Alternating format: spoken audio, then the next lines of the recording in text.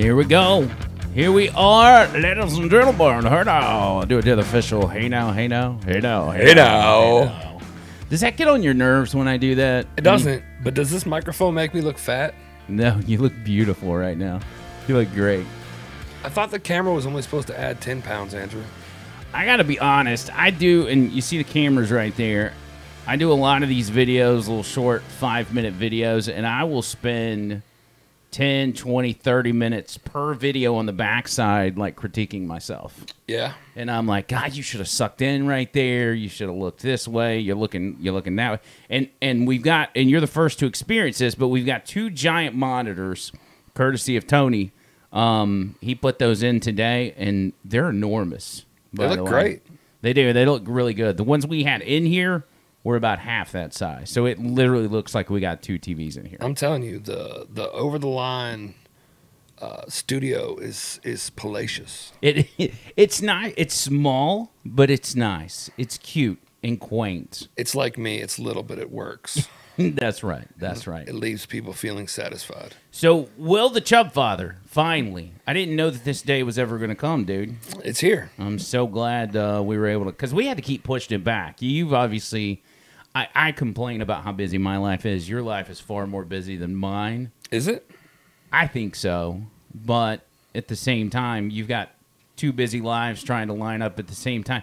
That's when I decided I was going to start doing this interview podcast style gimmick. Right.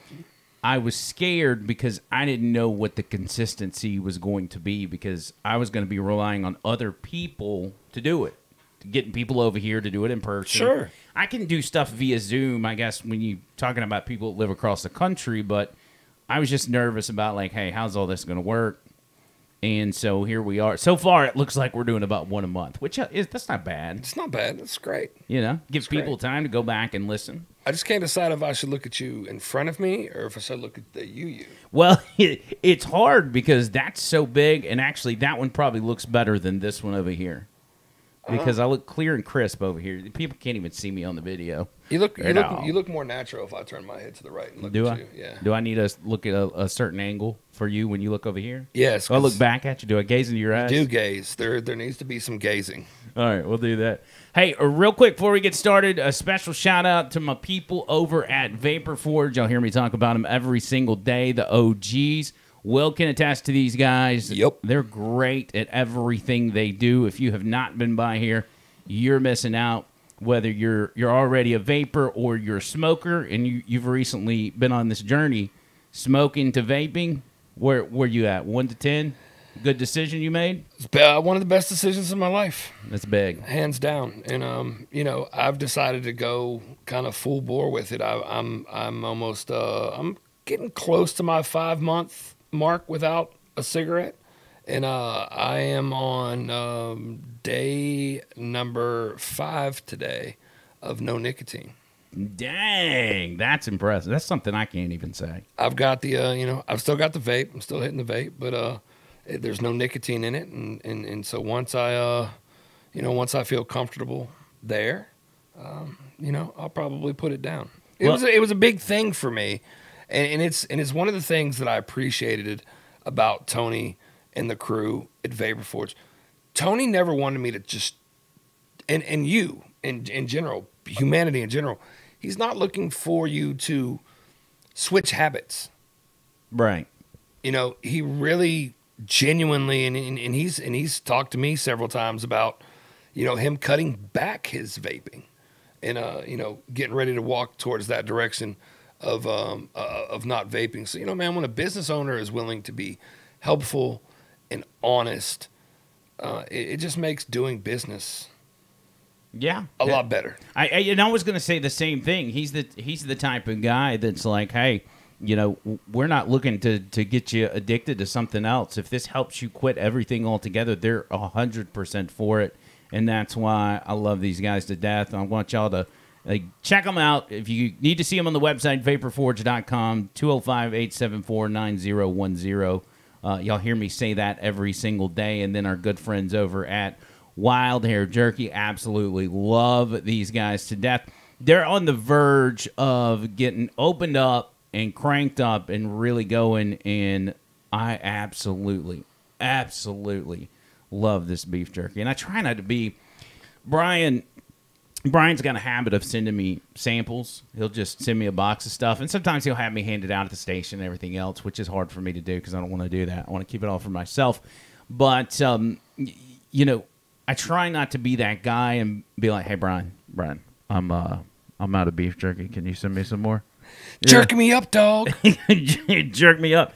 But I don't. I hold back, and I wait for him to say something. But that's just a test to how good this beef jerky is that I'm, like, chomping at the bit. I can't wait to get more of it. So y'all swing by the Facebook, look up Wild Hair Jerky. If you're listening on the audio podcast, it's Wild Hair, H-A-R-E, like the rabbit. Wild Hair Jerky. Give them a like. You can see some of their sample pictures and everything else. The most important thing about going and adding their Facebook is they're going to keep you updated every step of the way on when they're going to be up and operational. And I don't care where you're listening to this podcast from, whether you're in Birmingham or you're in Alaska, you can get your hands on some Wild Hair Jerky. So again, hit them up, even send them a message and say, hey, thanks for supporting Over the Line and what Andrew does, because these guys are behind us just like Vapor Forge, and we appreciate the heck out of them for that. So I got some samples in the mail from them the other day. Did you? You enjoy them? I did. I was a big fan of the Caribbean Jerk. Was super tasty, and the garlic and herb, both super good flavors. Super good flavors. Garlic and herb has been, everybody I've dealt with has been the fan favorite. Everybody loves that flavor. Yeah, and they do a good job. It's tasty. Lots of flavor. It makes it hard, too, because I'm like, okay, Brian sent me a package. What do you want? And they're like, well, give me the garlic and herb. And I'm like, but now I want to keep that. Right. So I always have to give it away, and it sucks, but it's whatever. I try to be a good person. It's not easy. So, Will the Chubbfather, finally, we're doing it. We're making it. Let me move this keyboard. You see this big fancy keyboard I got here? It is wireless. That's a fancy Look at keyboard. that. Look how soft it is right there on the wrist. Crazy. I just don't have a lot of room. So, quick overview. I mean, most of the people listening to this know you, but maybe they don't know you know you. You are the CEO of Chubbfathers in Alabaster, the Chubbfather Corporation, yes, if you will. What do you have? Everybody knows about Chubbfathers. Just tell me real quick outside of Chubbfathers, what else you got while I open this beer and enjoy it. We have a new company that we've started not too long ago called Good in the Hoods. I like that. It is a full service restaurant and hood cleaning company. You know, if you know anything about the restaurant business, there's hoods in the restaurants that, you know, suck up the grease and the harmful stuff. People just thought there were restaurants in the hoods, but there's actually hoods in the restaurant. Yes, and so we had a terrible time during the pandemic of getting somebody to come out and service the restaurant. And my partner and right-hand man already had a pressure washing business. So I was like, yo, D, why don't we send you to school and get your certificates for us to be certified to clean these hoods, and we'll just do this on our own. And so we've picked up some Zaxby's and some Burger Kings, some other mom and pops. We got some other corporate accounts that we're lining up. So we do that. That's hard work too. It is. It's good money though. It's real good money. I have the restaurant consulting business that I do on the side. There's not really a name for that. People just call me. And it's funny because I see so many people that I've worked with that are just blown up and doing awesome, and they act like they don't know me. And that's cool because we sign, we both sign non-disclosure agreements saying that I won't say what they did for them, and they say they won't say that I worked for them. And, it just kind of is what it is. Yeah. And then, I've got the radio show, and we're getting ready to launch a multimedia company here before too much longer to start getting back into my love of music and nice. Producing and recording and engineering and all those kind of fun things. So that's about it in a nutshell. We do the concession stand stuff and the food trucks, but I do stuff. That's pretty exciting. I'm excited about it. I like the sound of that. So you've got those are the things you've got going on, right? Yes. Those are your main things. That is my business. That's your business. Now let's talk about you. People want to know about Will, the Chubbfather. Who is he? Where did you grow up? I was born in Akron, Ohio, in the same hospital, actually, as LeBron James and Steph Curry. Really? Yes. Wow. Yes. So they clearly got the basketball genes that were reserved for me. Right. They didn't come to me, and they went to them. But that's cool. So yeah, I was born in Akron, Ohio. Spent a lot of time in my youth in a little village in the Ohio Valley called Wintersville. Yeah. It's just a couple stone throws away from Steubenville, which is Wait, it's called what? Steubenville. Steubenville. Yes, Gotcha, and gotcha. its claim to fame is that it was incredibly ridden with crime from the mafia family, from a few different mafia families, and it was called Little Chicago. And it's actually where Dean Martin is from. Wow. From the Rat Pack. It's Steubenville sits literally right on the Ohio, West Virginia, Pennsylvania border. So my dad and all his family are from Carnegie, which is one exit outside of Pittsburgh. Yeah. So I spent a whole lot of time as a younger man, especially as a poor younger man, running around suburbs outside of Pittsburgh with a bunch of other Polish people, and it was Running the streets. yeah, man. And, So you grew up pretty. What's the background with like your mom and dad? Mom and dad worked their butts off. My mom was born in South Carolina. My dad was born in Pittsburgh. They met in the Air Force. My mom did a bunch of different jobs as needed. My dad was an industrial electrical engineer by trade, and my life was pretty peachy, Yeah. I would say. Right up until about, I don't know, 6 or 7 years old, and the ish hit the fan.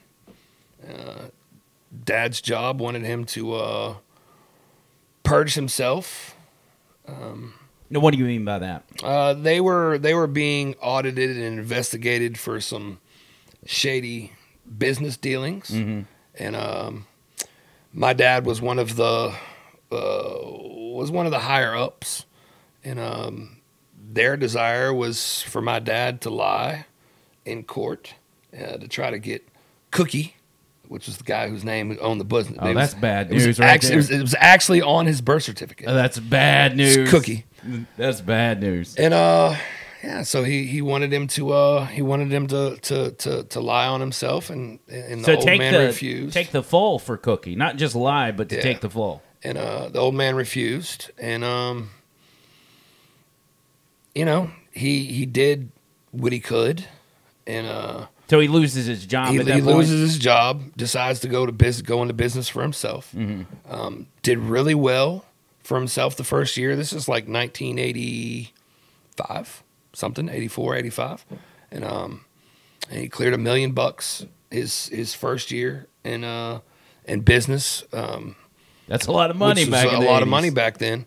And, was doing really well, and unfortunately made the wrong deal with the wrong set of people from Steubenville, and lost everything. Wow. Lost everything but our house. I literally went from being dropped off at school in this big boat of a convertible baby blue Cadillac Yeah.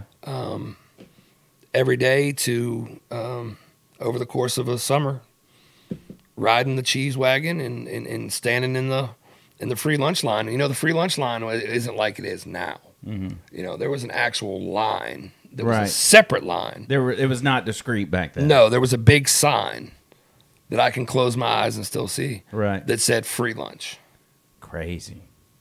So you go from two hardworking parents. Yeah. So you got brothers and sisters. I do have brothers and sisters. They were very young and You're the oldest? I am the oldest, Okay. and one of them was very young, and one of them had not come along at this point. So life got crazy, man. The old man. But they're hard workers. So Super hard workers. They're providing for the family.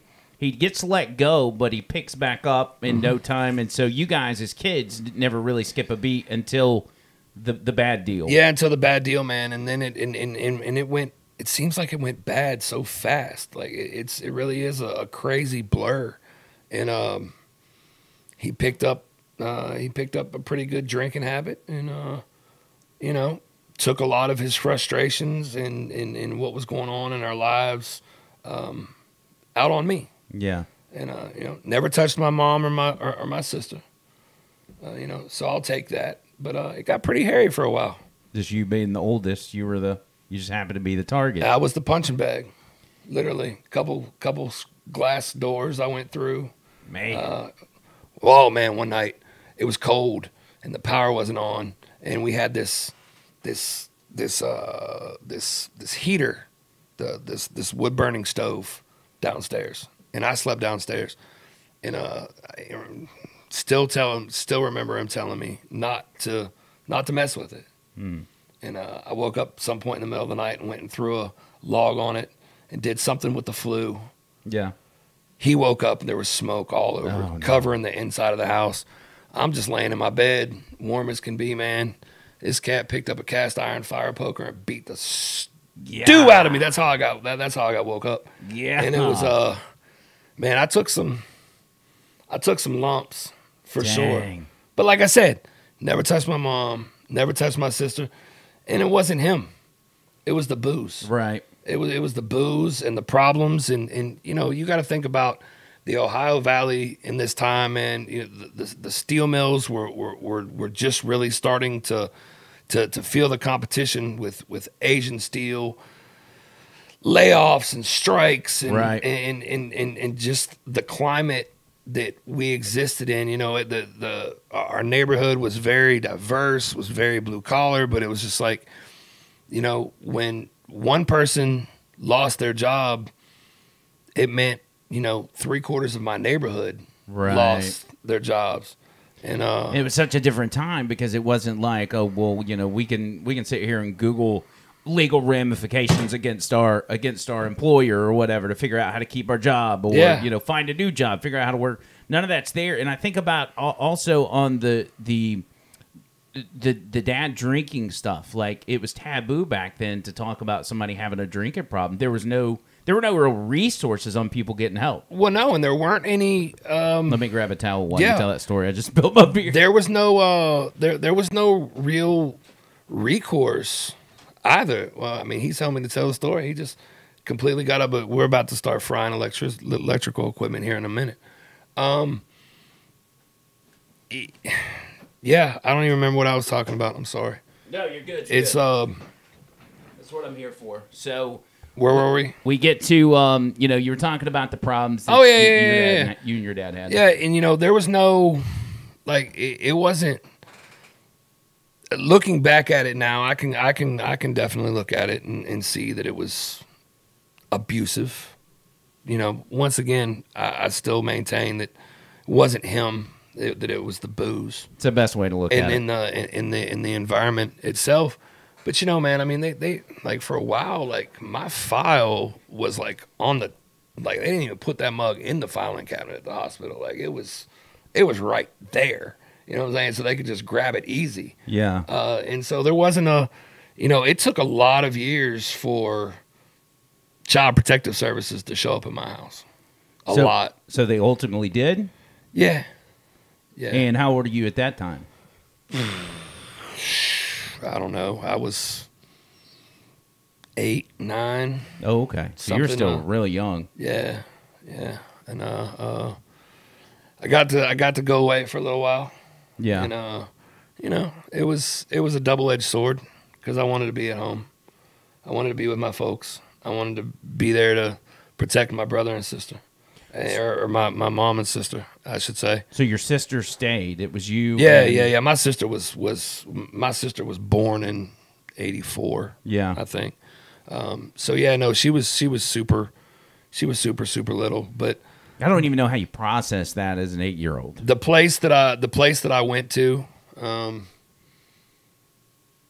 rap sheet there was a mile long. They really took me out of the frying pan, Yeah, and threw me into the fire, because then I just went from being beat on a little bit to some far worse things. Yeah. And some pretty heavy sexual type abuse that was tough. Right. It was tough. But I finally got to go back home. What was that time period? I wasn't there but for a couple months, and Okay. people started listening. And man, it was crazy, because it was like, it wasn't really till I got back home that I started learning perspective and whatnot. Because I had already, they had told me at birthdays that there wasn't anything for my birthday, and Christmas there wasn't, Yeah. we weren't, whatever. So that's all cool. But my mom picked up a job at the steel mill. And I remember trying to wait for looking. I could see when it was winter time, I could see where she had been, because in the snow you could see the smut from her boots. Yeah. And like, I from the remember, mill. from the mill, and I remember her walking through the door and wanting desperately to just jump into her arms, and she was so covered You didn't care. in soot that she wouldn't even touch me. Right. She didn't want to get you dirty. No, because her job was she would climb inside of the rolls of steel after they had cooled and clean them. What a woman. I'm talking about. My mom was. That's a man's job, and she's out there doing that. My Wow. mom was like, I didn't know until my dad pretty much took the approach of loving everybody. Yeah. He could not stand my grandfather. Which is Her dad. Her dad. Yeah. Okay. And he in turn couldn't stand him. He was my grandfather was just sickened by the fact he was a Southern Baptist preacher. Mm-hmm.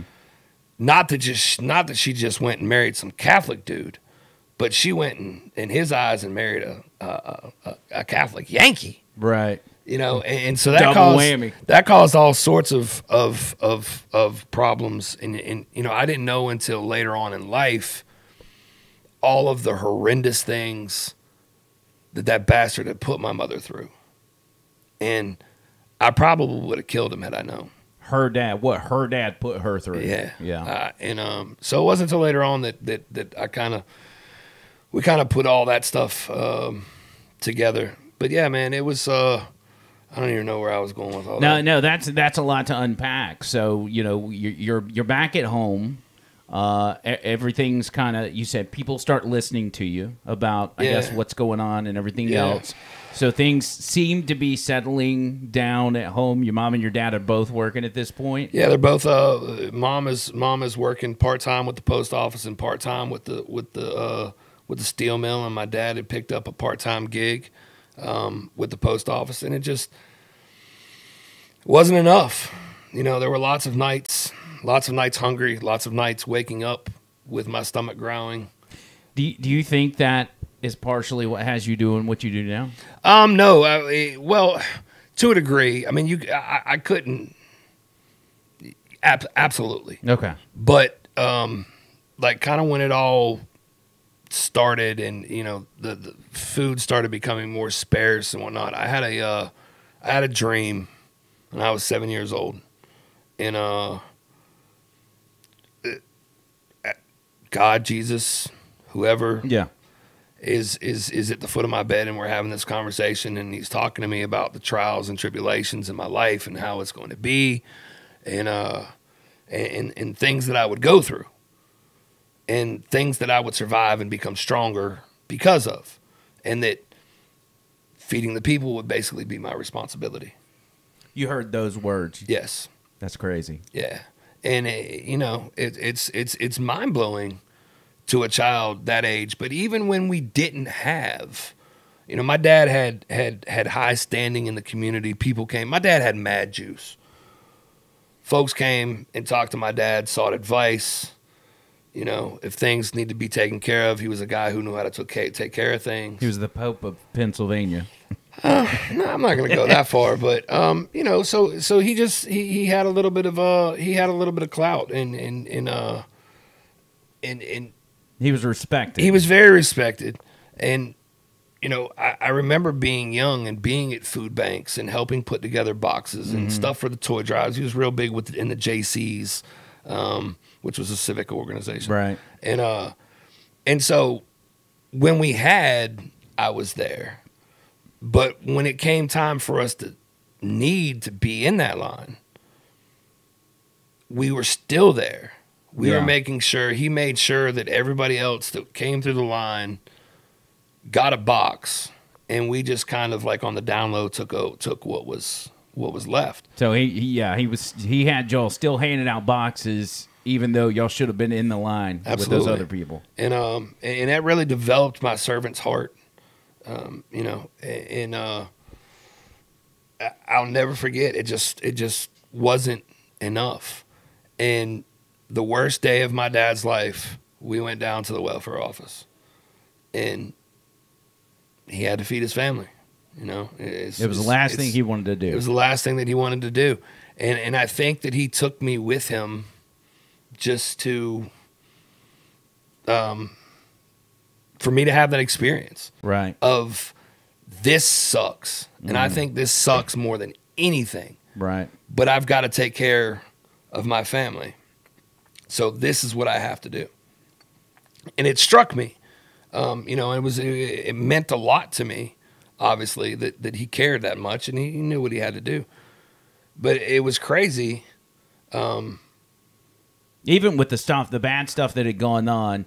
That moment showed you he loves his family so much that he will do the one thing, the very last thing that he would ever want to do, which is ask for help. Yeah, man. And you know, a couple years later, and it was crazy the way that the Lord blessed us through all of those times, man. It was, you know, we had neighbors who were on the welfare line that made just enough money that they didn't qualify.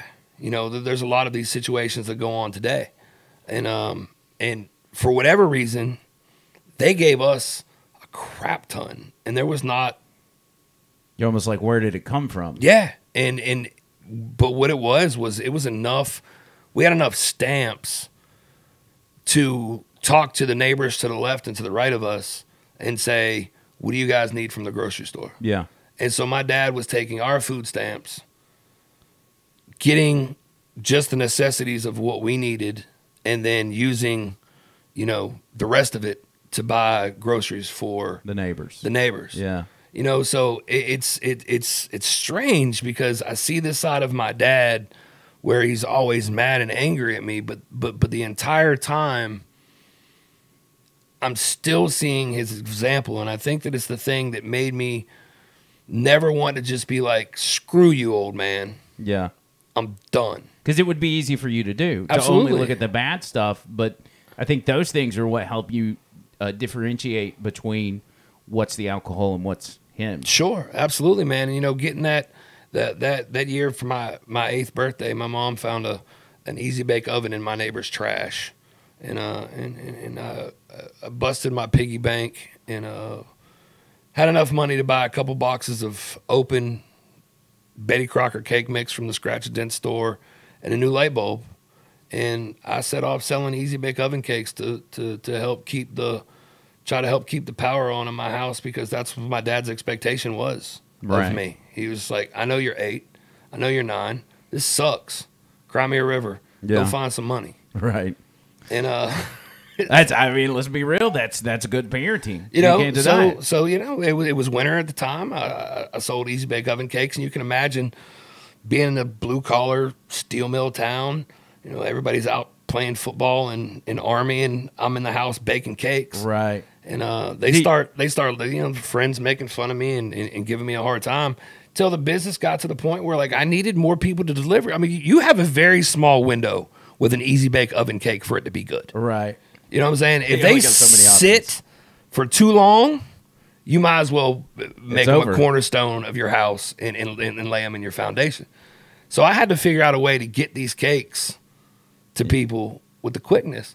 So, 9 years old, I hired my friends to deliver cakes on their bicycles. So these kids, and we know kids are mean. They're out here making fun of Will because he's in the kitchen. He's inside doing girl stuff while everybody else is playing football. Next thing you know, the neighborhood punching bag's coming up and saying, "Hey, I want to make some money. I got a business going here." Yeah, man, and it's funny. Even that whole like, my dad was the industrial electrical engineer. His brothers were very handy. They were always building and noodling and tinkering. Yeah. And my dad has 6 brothers and sisters.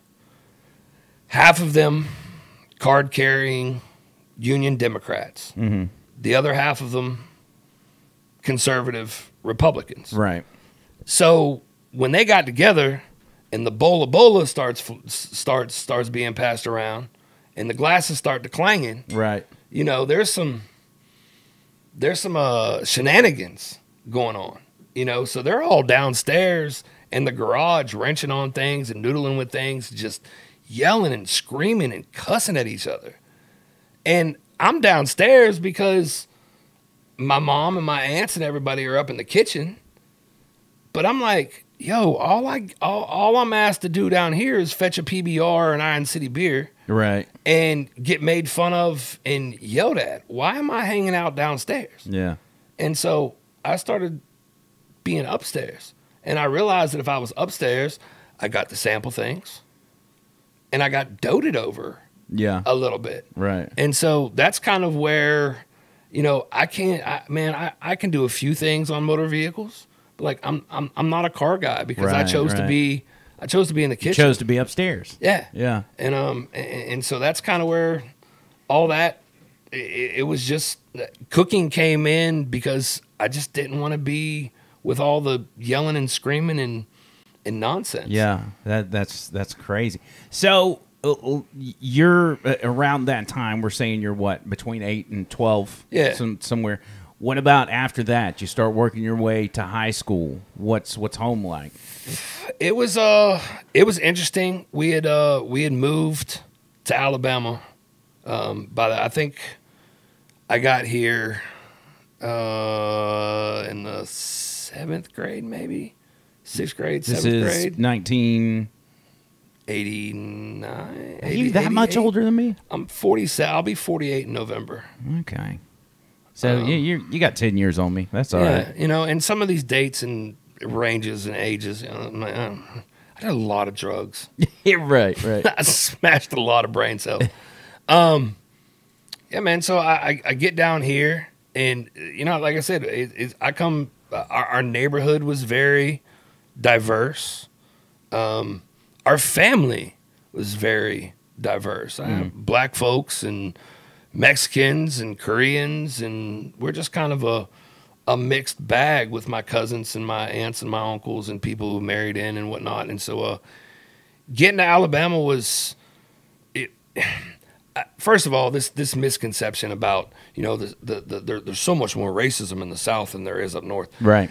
It's a bit questionable. You think it's about the same? I think it's probably about the same. I think the difference in that regard here and there is that the Ku Klux Klan wears 3-piece suits. Right. You know what I'm saying? Whereas the people where I come from would just tell you that they don't like you. Right. Very upfront. Very upfront. They'll say it behind your back here. Yeah. And so it was just kind of two different worlds. So I get here, first day of school, I'm catching crap about being a Yankee, which like I consider that more Midwestern than Yankee, but right, whatever suits your boat, floats your boat. And then then I'm faced with the decision of, okay, well, am I going to sit on a red or a white seat, or am I going to sit on an orange or a blue seat? Right. I was being made to choose between Alabama and Auburn, and I was an Ohio State fan, and I was just like, man, whatever, it's a seat.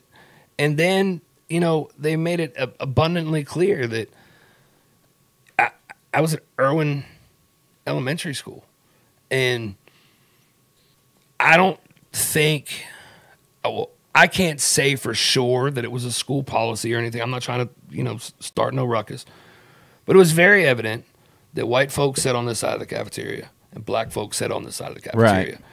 And it wasn't policy, but it was just, that's the way it happened. It was just the way that it was. Right. And so I'm in the school halfway through the school year. And you don't, when you see this, are you confused by it? I'm very confused by it. Okay. To the point where, to further ostracize myself, I just went and sat on the stage and ate my lunch. I refused to pick a side. Yeah. It's just not who I am. Now, what does that cause? Does it like how are you when you're starting at Irwin? All right, you're making it clear that you're not picking teams. What are the two sides? We'll just say sides. What do they generally? How do they generally treat you? The white side of the cafeteria was not happy. Yeah. About it. I feel like a prison gang, man. The Irwin Elementary prison gang. The black side of the cafeteria, they were hesitant, but a little more accepting. Several of those kids were in the neighborhood that we had moved into in Center Point, and so I was kind of friends with them. So some of them were like, no, I think he's cool, and the other ones were like, no, it's a trap. Don't fall for it. But it's ironically that was not my first. When we moved here originally, we moved to East Aboga. East Alabama. To my grandparents, my mom's parents, had a little dairy farm there. So I moved from there into East Aboga. And I mentioned the fact that my dad and my grandfather didn't get along. Yeah. So about 2:00 one morning, my grandfather, it was my third day in Alabama as a resident. And my grandfather had some of his boys in sheets roll through and try to intimidate my dad. Wow. And so, I have... and this is in the 90s? No. The 80s? 80s, yeah. Wow. Yeah. That's crazy. It is crazy. It is crazy on the strength of me being Catholic. Yeah.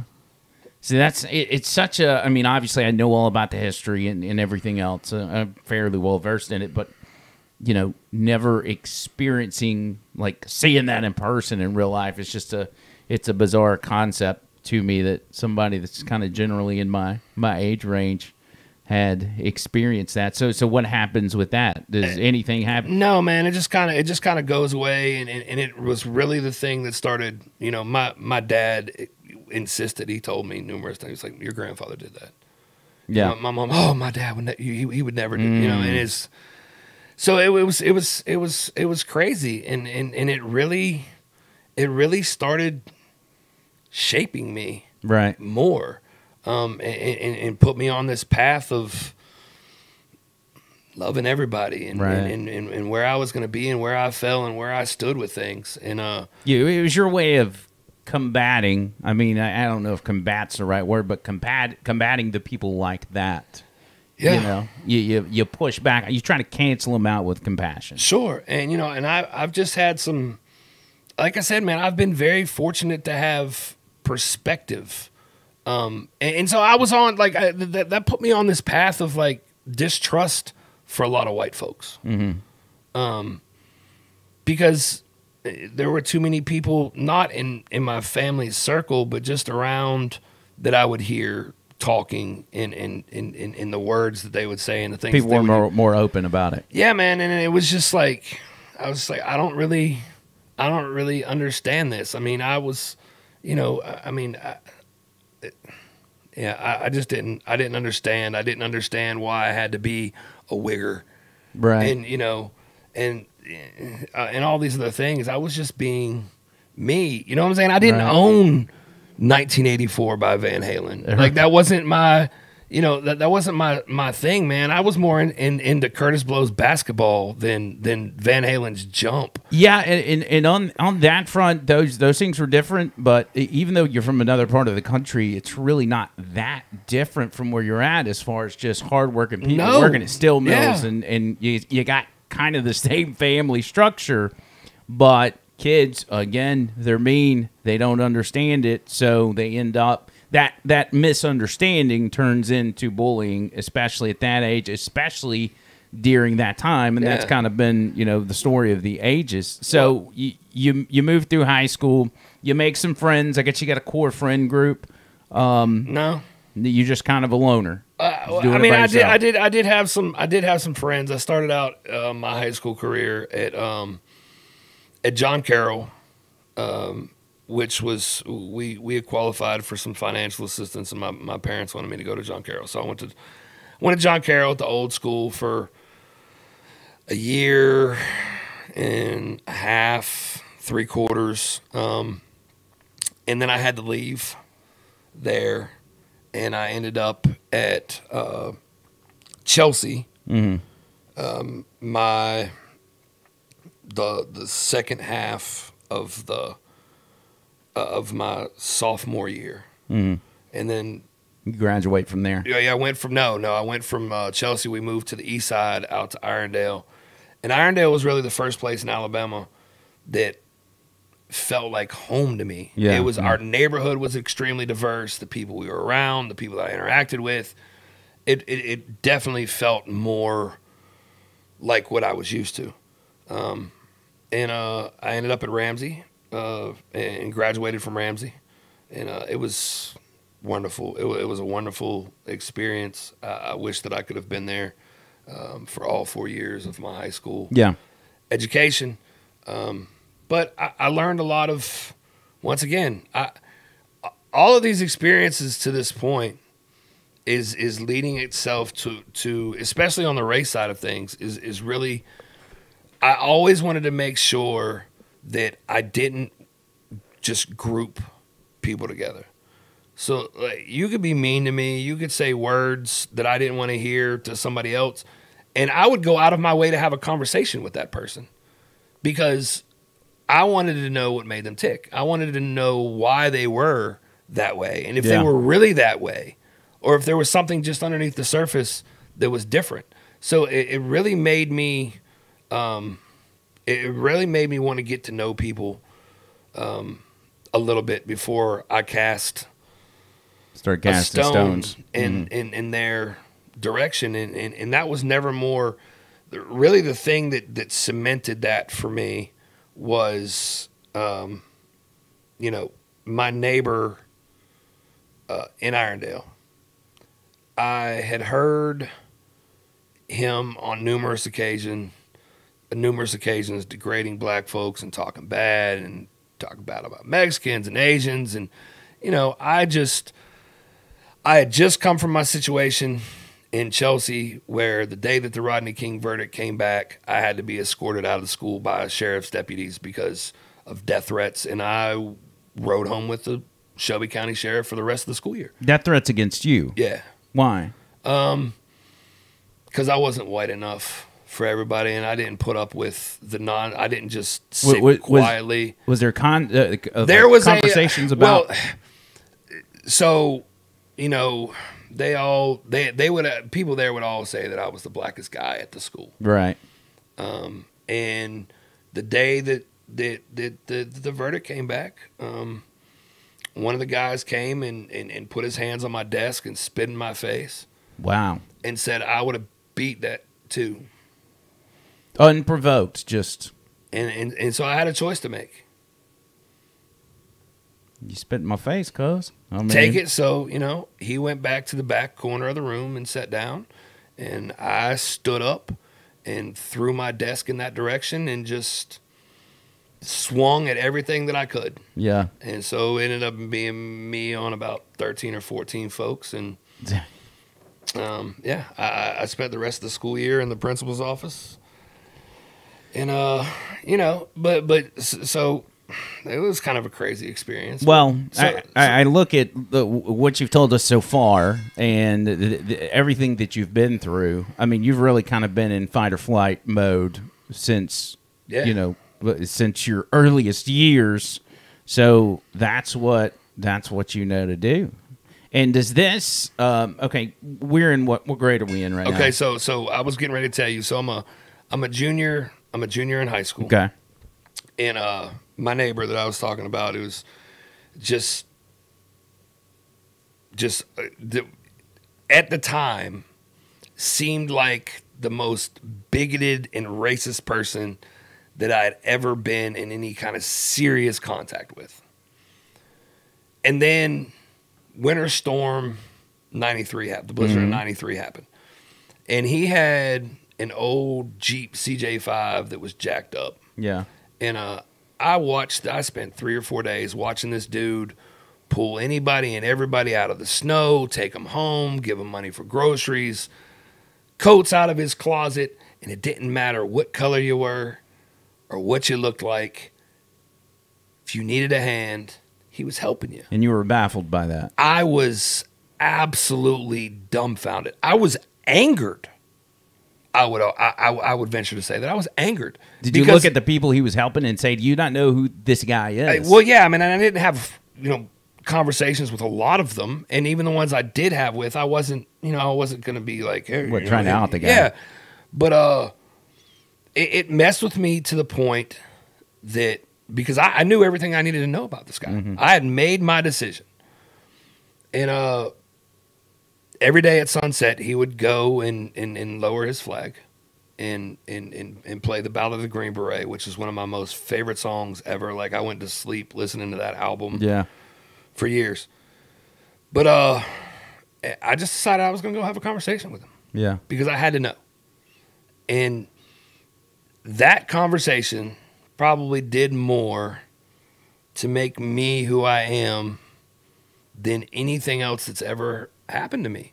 Because we start talking, and he starts talking to me about growing up during the civil rights movement in Selma, and this and that and the other thing, and that he was 5 years old the first time he watched his dad shoot a black man in the back. Yeah. 5. And he said the first time. And I was just like, well, huh? Right. What? And he was just like, I didn't, and he told me, he said, I didn't understand why they just left him laying there.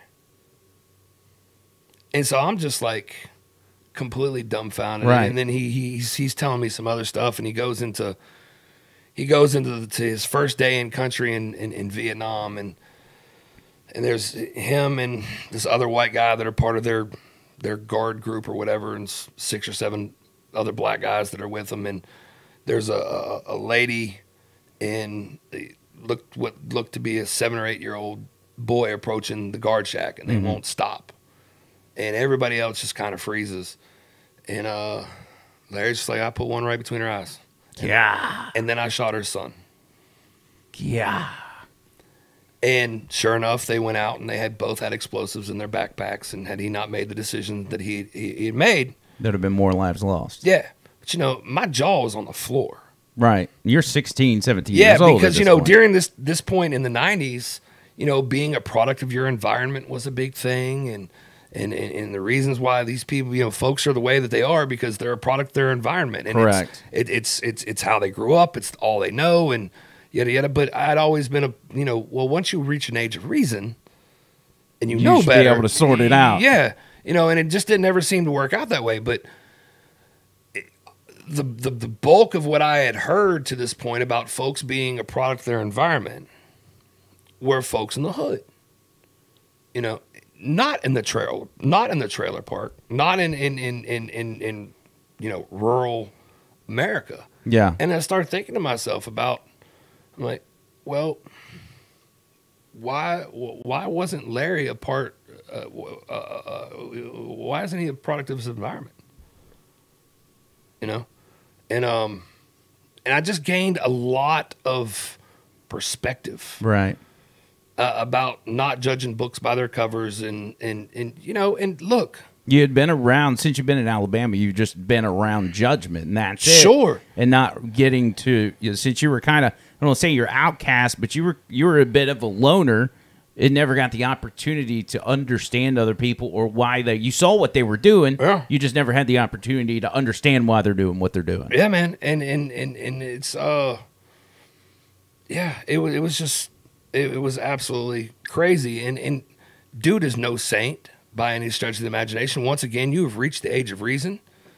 You know, you should understand the words that are coming out of your mouth and self-awareness, and all these other things. So he never got a pass from me necessarily. You know what I'm saying? I'm just like, oh, well, this guy's a great guy. No. But I did at least understand what shaped him to who he is, into who he was. And I felt compassion. When it gave you an understanding beyond him for other people as well, which I think is huge. Let's just so we can keep moving on, because we got about 20 minutes, and then I got to do your radio show with you, which I'm very excited about, by the way. You should be. Well, let's hope we can do it, because I got to get it all figured out. But I think we're going to be good. Yeah. We're out of high school. You graduate high school. Yep. You graduate. You going in Irondale? Yeah. No, I graduated from Ramsey. That's right. Ramsey.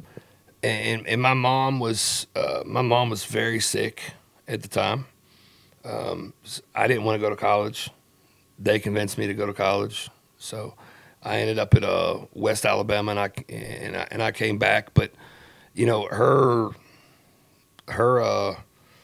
illness, with their lack of understanding, it was just, let's throw pharmaceuticals at this.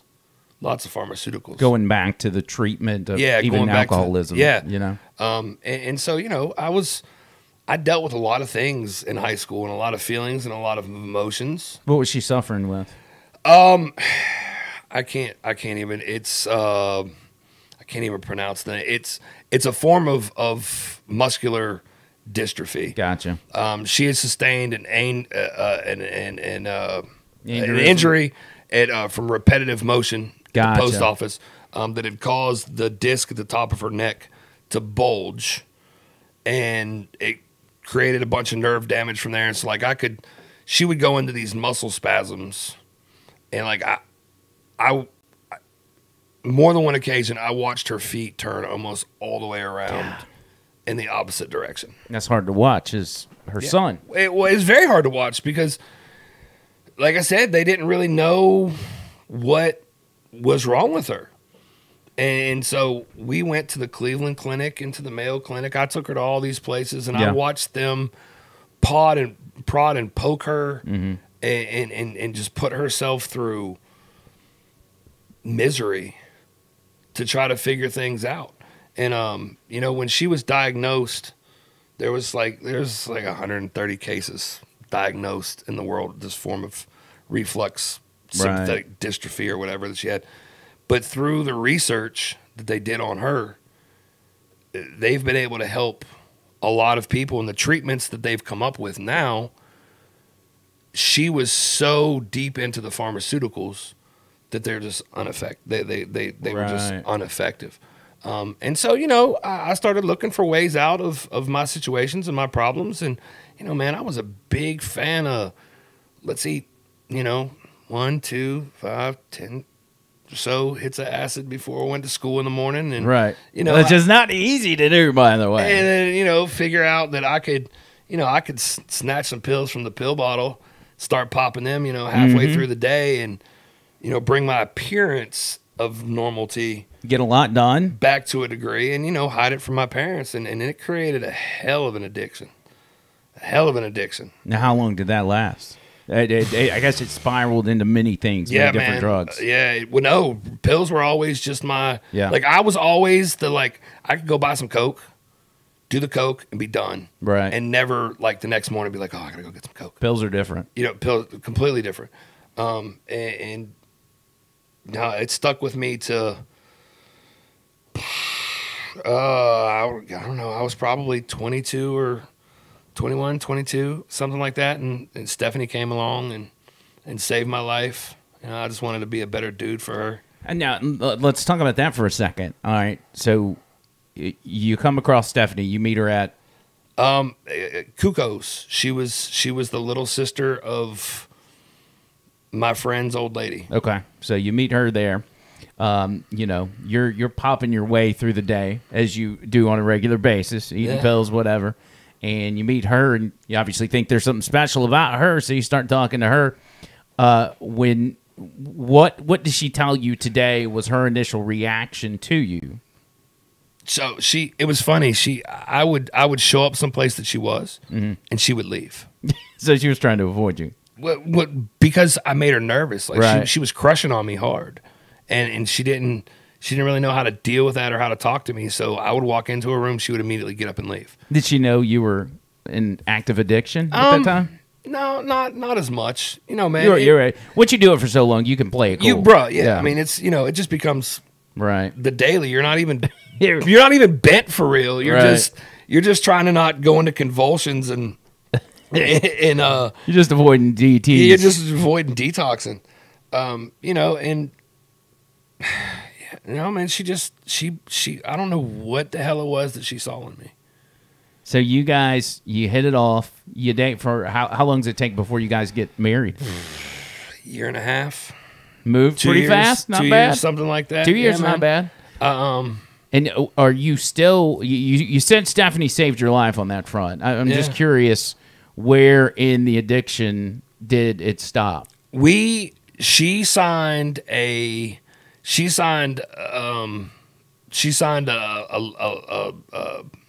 I got a loan. Mm-hmm. We got a small loan to open the first Chubbs in Irondale, inside of Phil's Chevron, and I just knew that I couldn't. I had guys come around, man, that were terrible drug dealers. Yeah, terrible. This dude sold me a freaking 2 ounces of red tar opium for like $25. So, like, I just had these people around me that were just like generous in the wrong kind of way. Right. You can't get away from it with people like that around. Yeah, man. You. And it just, I knew that, man, I got done with one of those big freaking balls of opium, and like, I was like, I'm stupid. Yeah. I'm stupid. And we had to close the business because our landlord had some issues with the IRS, and he was like, he came in on a Monday and he said, you got 3 days to dip. Dang. They're coming to take everything that's not bolted down. So and that's now how we closed. You're sitting on that loan. Yeah. And so I had to do something. And I could not remember a name from me to you. And Stephanie had always been just a worker and a grinder. So I go and get a job at Kuko's. Yeah. So I know the manager. And I'm like, hey, listen, will you give me one table? He's like, well, you'll work your way up to a 3 or 4 table section. And I'm like, no, I'm not really doing this for money. Like, I need to fix my brain. So I kicked my habit by locking myself in my room for 3 days, basically. Oof. And that's when I was done. Wow. What those 3 days should have been hell, right? Yeah, they were not. It wasn't cool. Ooh. It wasn't cool. But you guys are basically at a giant roadblock. You're both looking at each other like, what do we do now? Yeah. And you had enough, because most people faced with that situation would say, I got to go get some opium and escape these problems. Yeah. I got to go get high because I can't handle the stress of this current situation. Yeah. You, on the other hand, you locked yourself in a room for 3 days. That's pretty wild, if you ask me. And it was crazy. And I'll never forget that. Like I said, man, I asked the dude for one table, and he's like, you have to wait more than one table. And I was like, no, I don't want to wait more than one table. Give me one table, bro. And I did it because I didn't start waiting a second table until I could remember all of the orders from that table without writing it down and be able to walk and go put it into the system to send the tickets back to the kitchen. Right. And once I could remember 4 people's orders without writing it down, I took on another table and made myself remember 8 people's orders, and just kept going and just reconditioned my brain to force my brain to work again. That's crazy. All right, so you bust it, obviously, to get your brain, because the self-awareness to know that your brain's got to be rewired is huge. But you work your way through that. I guess, would you say Kuko's comes to an end? Yep. Anything happen between then and the end of Kuko's? No, Kuko's ends, and I'm playing some rock and roll and doing some other Still not doing drugs? No, man. You went to the rock and roll lifestyle and you had quit the drugs. Oh, well, already. no. Well, I mean, I was still smoking pot. Okay. I could. Well, eat at least I you're could. smoking weed. I didn't. I just said I stopped taking pills. Gotcha. Okay. We're on the same I page. just said I stopped being an addict. Right. I didn't say I stopped having fun. Yeah. No, man, it was a crazy time, and my main job, and I was a hustler. You know, I used to move a lot of weight through this city. Dang. A lot. Made a lot of money? Made a lot of money. Dang. That did well for ourselves. How long did you do that for? My kid's 17. So basically, when I found out that he was coming. That's when you decided. Yeah, that's was it an ultimatum from the wife? No. It wasn't an ultimatum for the wife, man. She has been my ride or die. Yeah. And no, it was time. That's a dangerous lifestyle, though. It was, especially doing it the way we were doing it. It was, you could drive at that time. You could drive out onto the tarmac in the city at the Birmingham International Airport. You can just load up a small Cessna. Yeah, I mean it's and it was crazy, man. We had people that would bring the reefer to us. Yeah, but we'd pick up 100, 200 sheets of acid at a time off of a Cessna at the Birmingham International Airport. And I had cool friends, man. I had a dentist that would be like, "Yo, I'll trade you a sheet for a nitrous tank." Dang, and so he would leave the back gate open. And you were well known behind the scenes. Yeah. You were well connected. Yeah, and so it was just another revenue stream. Right. Like, and that's hard to let go. Revenue, yeah, man. For that much money. And yeah. So we bought a house, and just had the recording studios and a guitar effects pedal company and an amp company, and we sold all those, and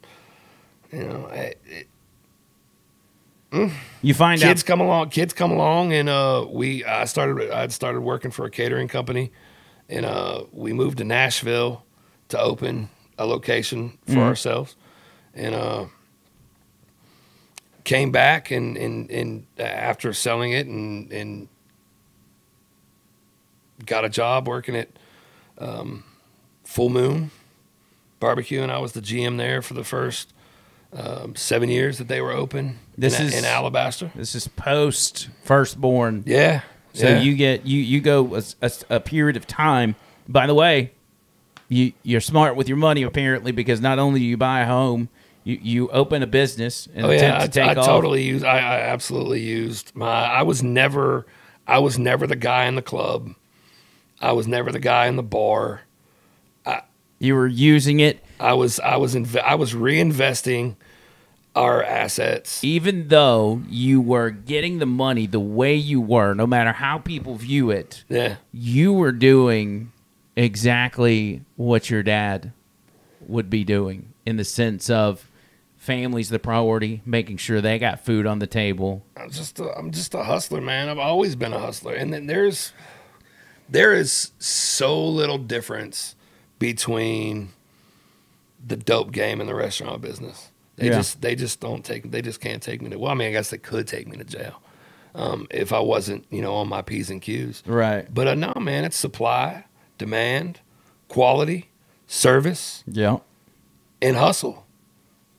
You got that right. It's no different.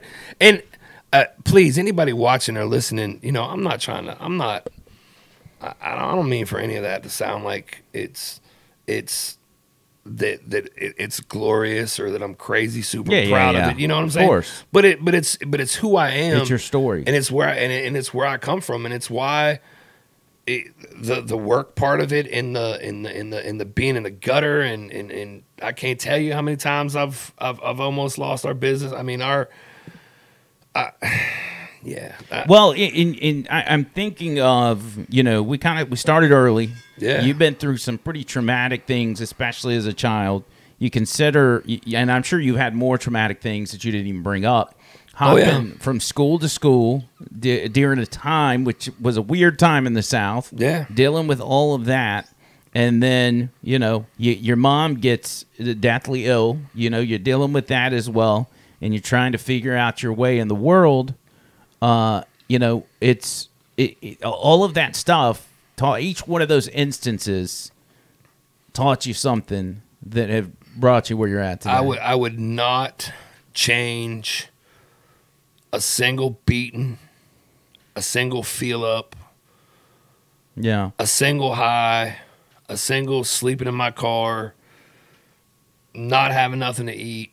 I wouldn't trade any of it. And I really, and I know we're going to run out of time, but I really wanted to tell you all of those things, because if we get nothing else, if nobody gets anything else from this, please understand that I believe there are very few things in this world that are cut and dry.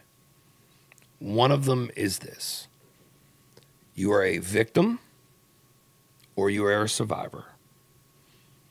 And every single day that you get an opportunity to be sunny side up and one foot in front of the other, you get to choose. Victim or survivor. Because, you know, the part of the story that we didn't talk about with going down to the welfare offices, he took me back to the welfare office when we didn't need the stamps anymore. And I watched this man have a 45-minute conversation, borderline argument with the lady behind the glass, trying to turn in $230 worth of stamps. Wow. And they insisted that they were ours and we would use them. She was trying to tell him, hey, we can't take those back. There's just not a way for us to do it. And they sent us stamps for 2 more months. She basically told my dad that they would decide when to stop. We were good. Yeah. And so he finally just got tired of fussing. And as we walk out the door and he walks down the hallway and there's a bunch of people sitting on the welfare line and so he just starts pulling stamps out and handing them to people. Dang. And they put him in handcuffs. Wow. And I watched them put my old man in the back of a cop car. They didn't take him to jail. But they wanted to make sure that he knew that what they were doing, what he was doing was welfare fraud. Right. And what I knew was that in the system is where they want people. Not out of the system. They created the system. You know, they've created all of these, whether it be the deindustrialization of the inner city, the institution of the welfare state, the removing of men from homes by basically just telling women, we can take care of you. You don't need no man. You don't need no man. You know, life sucks. It's hard, but you have a choice. And I just want everybody, I want to make sure that everybody knows that you have a choice. And that's hard. And everybody can say, oh, it's easy for you to. No, man. Yo, I still struggle. I'm finally at a point where I am finally ready to go talk to somebody. Like I've pushed down and choked down enough that I'm ready to go talk to somebody. 'Cause I'm not good right now. Yeah. I'm not. And I'm trying. Right. But we all know there is no try, only do. So I got to go start doing, you know, and I want to be an example. You know, I'm not, and I've never been the best person and an angel and all these other things, man, but I can be an example. You know, I don't need to beat you over the head with my Bible for you to know who I am and what I believe, because I can show you through my actions. Right. As, you know, and that's a large reason why I stopped identifying as a Christian years and years ago. I'm a follower of Christ. Mm-hmm. But the institution that's created by men that they get to tell you, you know, it's about your relationship. Yeah, man, it's about my relationship. And so I want to serve as an example to people. And yeah. You know, you hit the nail on the head there at the end. 2 things. First of all, your point of you've got a choice every single day. We battle, whether it's with our children or people in our life, of showing them the message of you don't have to be a victim, because, let's face it, being a victim has become popular. It's the cool thing to do today. That is I think if you take your entire story that you just shared with us and package it into one phrase, that's the phrase. You're not a victim. You don't have to be a victim, no matter your circumstances.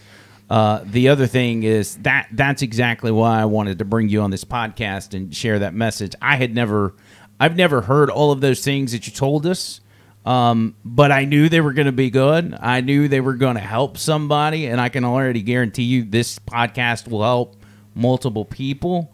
And I wanted to be able to package that up via you and let people hear it. And I think it's gonna impact some people. I appreciate it, man. I exist to be my brother's keeper. I exist to love everybody, and I exist to feed the people. Period. And I am working on my autobiography, and it will finish at some point. It is going to be called "How I Robbed Peter to Pay Paul and Built a Restaurant Empire That Gave a Shit." Dude, I can't wait for that. That's gonna be good. And I'll just lay it all down and lay it all out. And until then, I appreciate all of you who come and support us at Chubbfathers and support our mission. I will remind you that anytime you come see us, you bring me 2 non-perishable food items. You get a drink on the house. The 15th time you do that, you get a meal on the house. And at the end of each week, or when the box gets full, we do our best to go and match those donations, and all that goes to local food banks and food pantries in our community. You know, the charity work, if you want to call it that, of the 2 perishable items that you've been doing for as long as I know you. Mm-hmm. I think, that can just kind of seem like a gimmicky thing, but I think when people hear the story, that is going to make a lot more sense to them. Absolutely. And it's, we don't talk about numbers a lot and whatnot, but between when we started that in 2013 to what we've done in disaster relief through the hurricanes and whatnot, we've been able to help donate more than 400,000 portions of food. And what's insane about that is that we just matched what our community did. And that's really the purpose. It's why it's set up the way that it's set up. Everybody loves to talk about Will Cholewinski and Chubbfather and Chubbfathers and all the stuff that they do and blah, blah, blah. That's not what we should be talking about. Yeah. We should be talking about the fact that I am only matching the efforts of the people in our community. They're the rock stars. Yeah. They're the people who should get credit and praise for what we've been able to accomplish. Yeah. Because all I did was match them. I think that's a strong message, and it's also the message of, the old adage of it takes a village. It does. And I'm going to tell you one more thing, and then we got to go because I have a radio show to do. This shirt that I have on that says "Love Everybody." Mm-hmm. This comes because during the summer of the Black Lives Matter and George Floyd and all that, I had a large portion of my customer base on one side that their expectation of me, because of who I am, would be that I would stand on a corner with them and hold up a sign that says "I can't breathe." Yeah. Or Black Lives Matter. I had another portion of my customer base, equally as passionate, love me equally as much, that thought that I should stand on the corner with them and hold up a sign that said "All Lives Matter" and "Blue Lives Matter," and what. And it took me back to Irwin Elementary School, and I just refused to pick a side. Yeah. And it was another one of my things with God being at the foot of my bed. He was like, "Man, love everybody." Yeah. And so I went and stood in the middle. I would try my best to stand kind of in the middle, in the medium, in between these two people with a sign that just simply said "Love everybody." You went from that little kid sitting on the stage at a brand new school to an adult in 2020 standing in between these two groups yet again. That's full circle. That's crazy. Yeah, man. That's so wild. Man, this has been a good story, man. I gotta say, I was getting a little antsy because I was like, are we really gonna be able to get Will up here to tell his story? Because I really want to hear it. I know everybody else wants to hear it, and so I was getting anxiety because I was like, we're not gonna pull this off. And now that we've done it, I'm so glad. I have no regrets about pulling this together. Well, maybe I can come back and we can actually talk about the business. I'm all about it, dude. Sometime, but I just, man, listen, if you want to know more, come find me. I'll have a conversation and talk with anybody about anything that I've been through, that we've survived and that we've accomplished, because I believe in y'all. I believe in us. Believe in everybody, love everybody. Yeah, man. And everybody means everybody, especially those you find hardest to love. And that's the hardest part. That absolutely is the hardest part. You think in the business that we're in political talk radio, it's not easy, hey, man. That's the business you're in. I'm not in political talk radio. I get, yeah. I talk about food for a living. One of these days, I'm going to be able to say I learned everything I know from Will Cholewinski. Y'all go check out Chubbfathers. I know he doesn't want me to promote the place, but y'all know all about it. Love everybody, as you know now.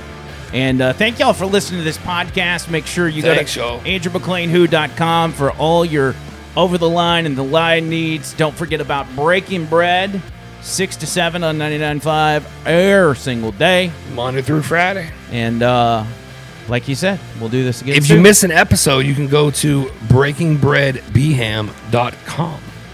You heard that. All right, we're out of here. Till next time. See you, calls.